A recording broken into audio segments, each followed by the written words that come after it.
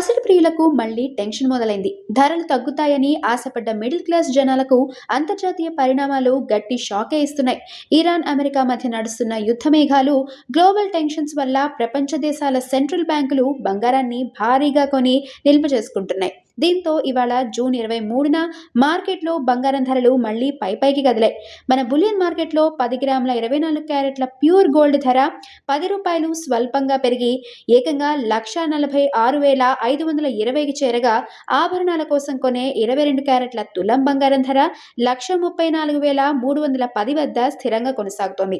Gold రేట్లు పెరుగుతున్నా వెండి మాత్రం ఈ రోజు కిలోపై రూ. 100 తగ్గి 2,49,900 వద్దకు దిగొచ్చింది.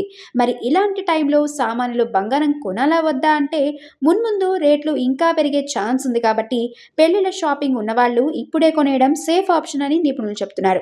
అదే ఇన్వెస్ట్ చేయాలనుకునే వాళ్ళు మాత్రం కొంచెం ఆగడం బెటర్. మరి ఈ లేటెస్ట్ క్రేజీ బులియన్ అప్డేట్ వీడియోను ఇప్పుడే లైక్ చేసి మీ ఫ్యామిలీ గ్రూప్స్లో వెంటనే షేర్ చేయండి.